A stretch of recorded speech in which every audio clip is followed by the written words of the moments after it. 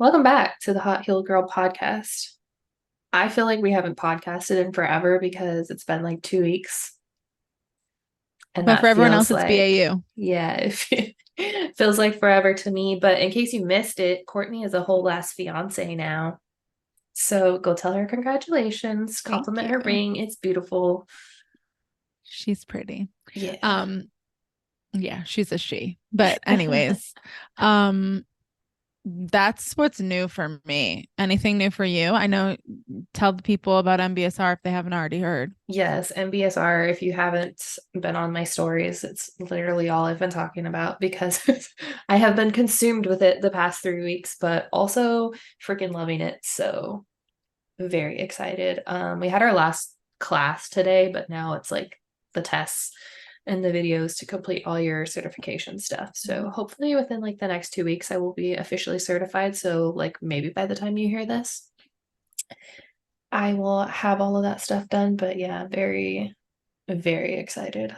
So what are some of your biggest takeaways and some of the like biggest things that you learned compared to what you already knew? I didn't realize how expansive it got. You don't talk about that. You never talked about that with me. So I was thinking, like just organs and emotions. And Yeah. obviously, like I'm just doing the basic level, so it's not even as in depth as you can get because there's 3 levels to it, and I think you're Mm-hmm. level 2, right? Mm-hmm. Yeah. And so, but just in the basic level, we're learning like clearing scars, clearing dysresonance between people, um, clearing your spine, and even clearing animals, which I'm really excited about that. Just obviously just to use on my babies, probably. But I didn't realize how many things there was that you could address with this. So, and then Yeah. I did like my intensive with Amanda, and like she's just going into all of these things and like the intentions and all that kind of stuff. Yeah, I think the intentions is one of the biggest things, which if you do level two, they do like a whole thing on it. And level two, Mm-hmm. like they do less of it in level one. Um, and also, like you said, I don't talk about how in depth it is because everyone has things that they take away from it, right? And like for Yeah. me, like I don't have pets, so I don't clear pets. And like I've Mm-hmm. cleared a scar or two, but overall, like those aren't things I talk about because they're not really things that I do. Yeah. But I totally agree. There's like way more than there is to it. That's why like I stay high level because I don't want to get into the weeds because it confuses a lot of people and because most Mm-hmm. people aren't even gonna like need it at that level. But especially for someone like you who like loves it, obviously that's like an exciting part. Yeah. I'm mainly excited about the spine part. I don't know, just because I've always been into emotions connected to your spine because a lot of people with chronic back pain, like it's largely emotions held in your spine. So Mm-hmm. I just thought that was really cool, like just kind of a way to release that because I feel like people don't have a modality to release those a lot of times other than, just like your basic stretching and all that kind of stuff. Yeah. Yeah, I just think that MBSR is so powerful because it just can do so much with the right intention and the right muscle testing, truly. Mm-hmm. Like you can do a lot. It's also just like I've said before, it's one of my favorites because it's such a passive modality because the person that you're clearing, they don't have to bring it up, they don't have to Mm-hmm. relive the trauma, so on and so forth. And I know that there have been people that I've worked with where like talking through trauma is so hard for them, either hard for them to do or hard because it triggers not just emotions but physical symptoms. So yeah, it's been really helpful. I don't know, I love it, but Yeah, I don't. that's why I was drawn to it because I am not that person that wants to bring up everything and talk about it. It just doesn't work for me. Like you said, it just triggers more physical symptoms. And most of the people that I talk to feel the same way about it. Like they're not into talking about it either. Well, so I'm not going to knock talk therapy because it works for a lot of people for a Mm-hmm. lot of things, but one of the main things that it only scratches the surface of like actually releasing emotions because you're not even getting to them on a subconscious level and on a stored level in the body when you're Yeah. just talking about it. Mm-hmm. So you're only working on that conscious level. And like our conscious mind only rules literally 5% of our reality. So unless you're literally reprogramming and changing your beliefs and your thoughts and your actions after therapy, right, you'd have to go in and do like a little bit more self reflection, which a lot of people aren't doing. You're not actually doing enough. Yeah. Sorry. Like Yeah. it's still going to impact your body. It's still going to impact your health and all of that. So like a lot of people just aren't going deep enough Mm-hmm. because you can't on a conscious level. Like you need to get to that subconscious level. So that's why an MBSR is just one modality, because there's lots of other ones that do it. But that's why we love these other modalities, because talk therapy barely scratches the surface. Like you're quote addressing your emotions, but not really. Yeah. Yeah. Because I've done like Psych K 7 or 8 years ago, and I Mm-hmm. just didn't connect with it. Um, because it was a lot of just talking Mm-hmm. and, just kind of reliving things. It works. I've seen it work really well for some people. And I think it does go a little bit deeper than traditional therapy. Yeah. But for me, I just didn't resonate with it well. And so I don't think it worked for me the way it could have. That's like anything. I mean, every modality is going to, different modalities are going to work for different people, truly, because we're just all going to be different. Like that's cool. That's great. Some people are going to need something like neurofeedback because they need you to like play the puppet master of their brain and they can't do anything, that Mm-hmm. sort of stuff. But yeah, I know a little bit about Psych K, but when I had a client who was doing it, and when like we were talking about it and I researched it, I was like, it's so interesting. Like they were just saying that they like mostly talk about it for a while. And then I'm like, did you feel better after? And he's like, not really. And I was like, I don't know if this works for you, but that's okay. Yeah. Yeah. I think it really is just all what you resonate with, honestly. Like Mm-hmm. if you're gonna believe that it's gonna work, then I think it's probably gonna help you to some extent. Placebos are real. I mean, I swear I feel like a new person just from the last 3 weeks because I've been doing the clearings on myself, but then we're also partnered up in class. So you have like a couple different people doing clearings on you as well. So it's just been Yeah, I wish we a did that. lot. I It's know been it a was lot. 2 years ago, but I wish we did that because we did not partner up and have other people clear you, that would have been fun. Yeah, it's been fun.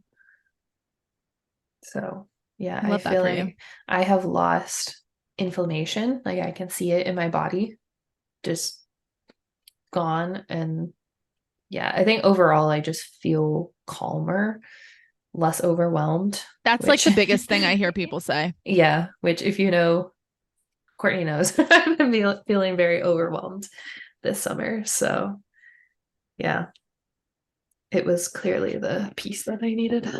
Mm-hmm. Most people say like a calmer sense of self, less anxiety, less overwhelmed. They feel like they can just do tasks and they don't have to get like worked up about it. Yeah. That's like one of the top things I see. And then a lot of people clear parasites, but it depends who you are.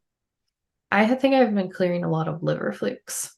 That's what it usually is. Like it Yes. usually is liver flukes, or at least for people that I see. Yeah, I mean, I've been doing like a really gentle, I've been on Para 4 with Cellcore, but I've been on that for like a month and a half, Mm-hmm. and it has definitely been more stuff coming out the past couple weeks, so that's exciting. Boy, do I know it. I feel like everyone clears liver flukes when you clear a bunch of emotions. Because let's be real, the liver holds on to so much. It's not just those anger and frustration emotions that we like traditionally tie to it. hmm And that's why it's so interesting to me.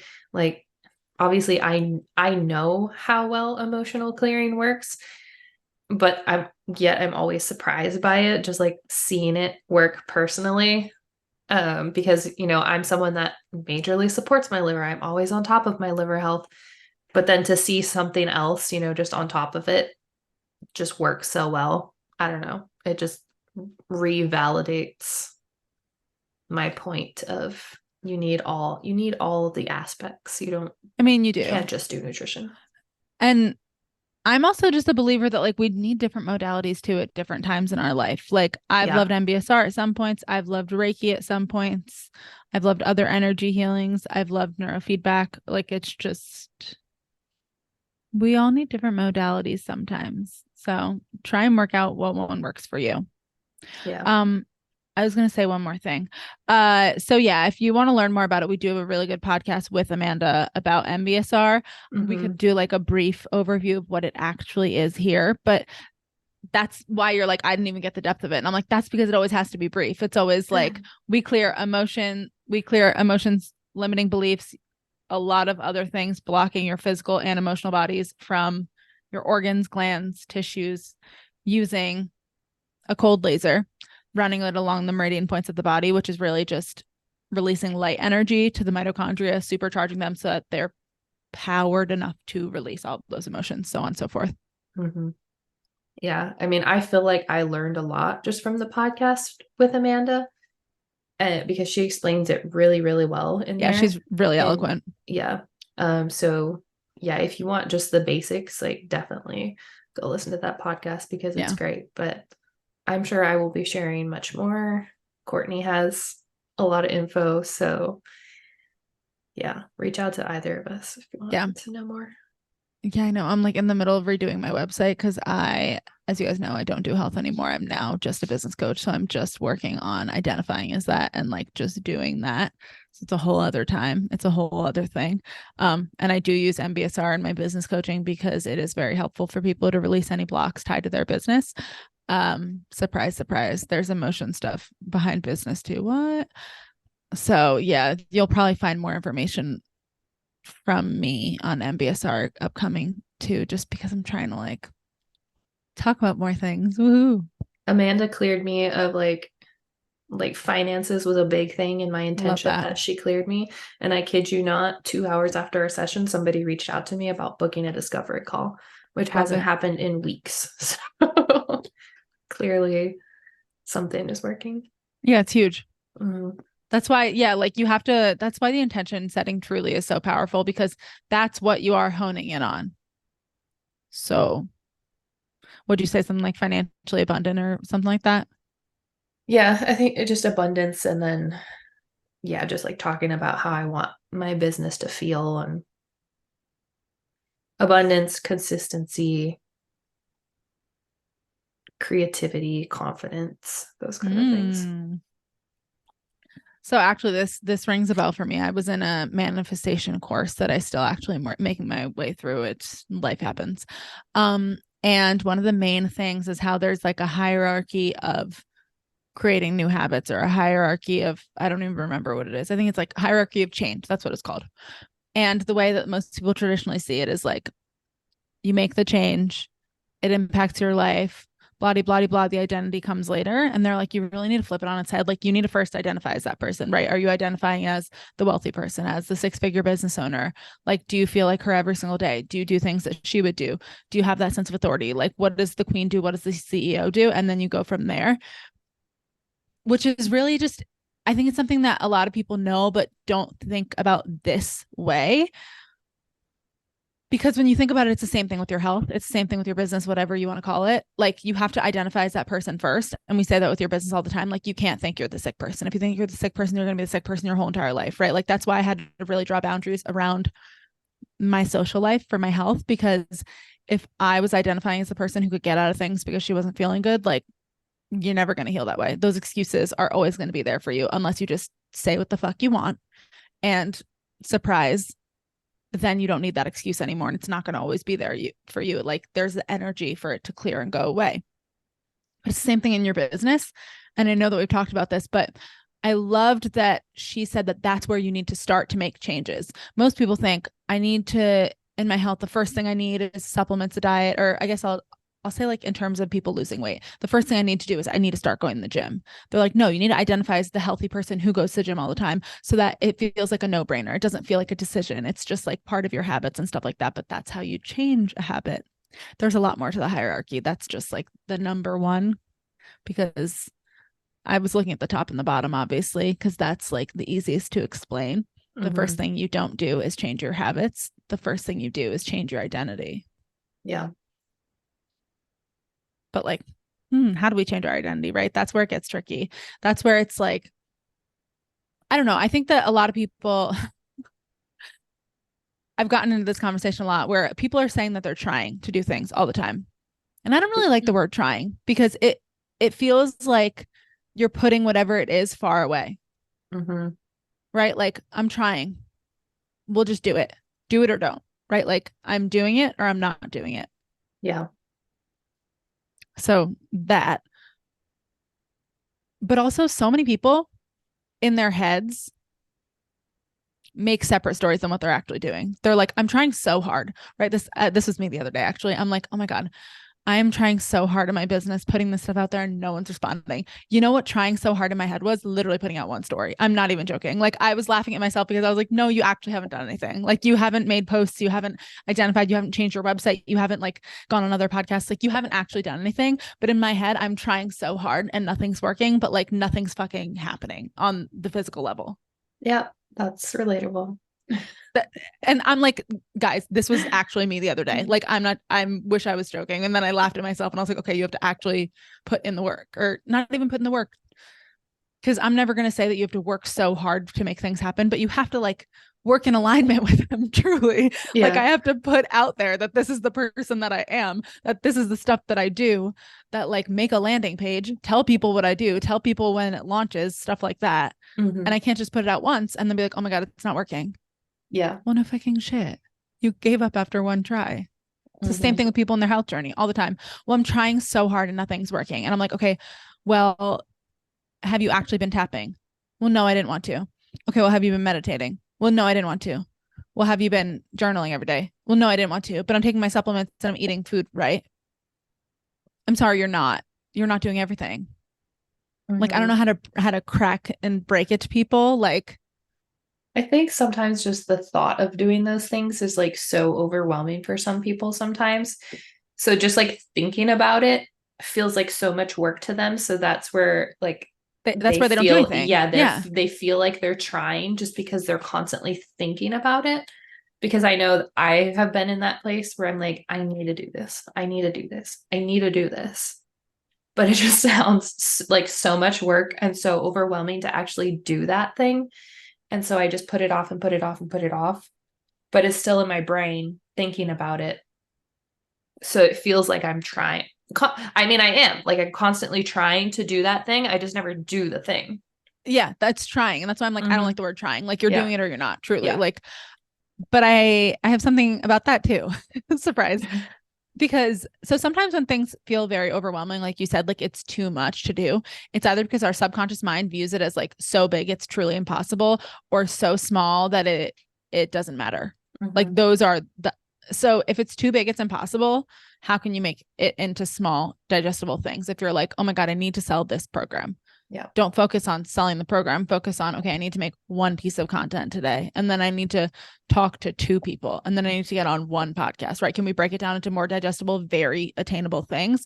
Or if it's too small, because you're like, oh my God, meditating's going to take me 10 minutes. I don't need to do it. Well, surprise, you still need to do it, right? Like make it so that you have like a reward at the end or something that like feels more gratifying, because we put off things that either don't feel good to do or don't feel good to have done. So they need to either feel good to do or feel good to have done. Like working out sometimes doesn't always feel good to do, but it always feels good to have done. Yeah.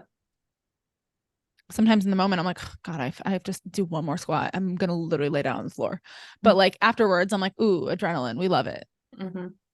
So like sometimes you got to habit stack, or you have to like force yourself to do things. Like, I don't know, discipline's a real thing too. I have always relied on my discipline. And like now I'm at a point in my life where I'm like not relying on it anymore. And I'm finding that I'm falling flat on some things where I'm like, oh, shit, I don't want to do this anymore.